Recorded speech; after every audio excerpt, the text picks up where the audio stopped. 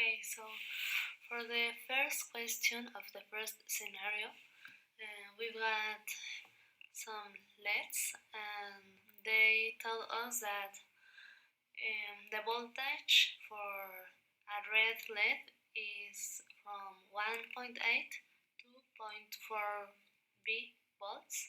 So of these two values we get an average, and that is the total of 2.1 volts. After that, they told us that the recommended nominal current is 20 milliamps. So that we converted to amps, and it gave us a total of 0.02 amps. And for having the value of our resistor that will naturally limit the current and to not exceed the 120 milliamps that has as a limit, we will use the Ohm's law, that we know that is V equals to I multiplying R, and then we get our R, that is the variable that we are interested in this part.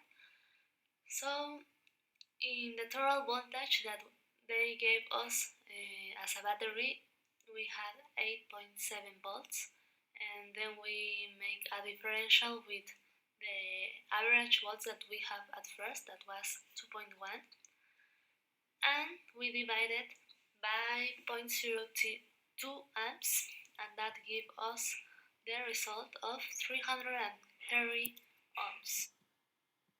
For the next question, we are asked if we can make this circuit function with two resistance of 220 and one of 100 ohms, and the answer is that yes, we can do it by using again the formula of Ohm's law. We get the current.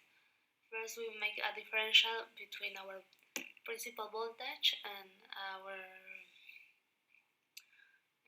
other voltage, the average that we get at first, and that we divided by the total of resistance that we get, that was 220 plus 100, and that gave us a total of 0.02 amps, and that is equals to 20 milliamps, and for instance that's the recommended current, so yes, we can make it with these two resistors. Okay, in the next scenario, the scenario 2, we got a defibrillator, and we are asked to get the most important variables that we consider to get the maximum of energy. One of them that I consider was the capacitors, because thanks to this we can keep all the energy that we got in our circuit, the voltage, because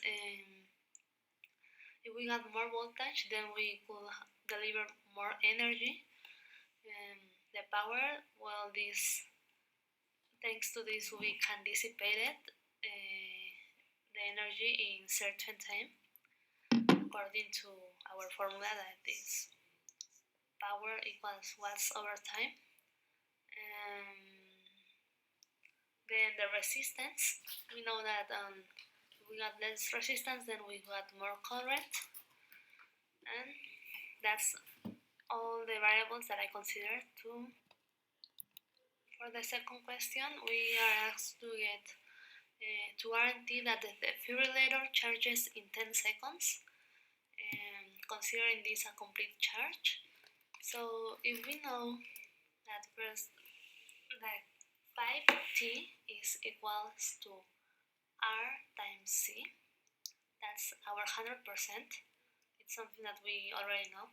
So from the formula that it's tau equals to R times C, then we only substitute the 10 milliseconds in R times C, that is our resistance times our capacitance, and that equals our 5 tau, that is the 100% of charge that we can get, so that we only get the tau that it will be our 10 seconds divided in our 5 tau that is the 100%, so that gets us a total of 2.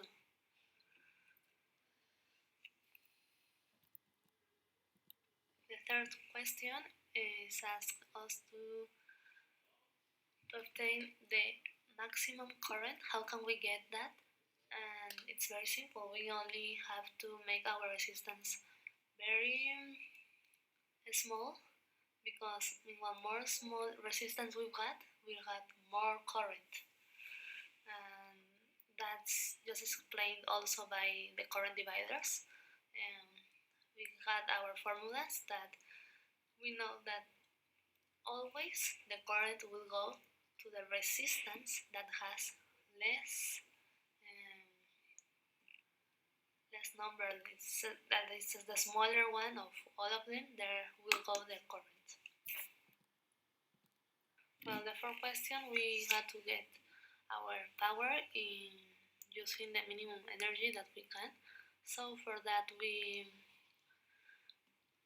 once we got our power, that is 150 joules, we only equal that to our watts divided by T.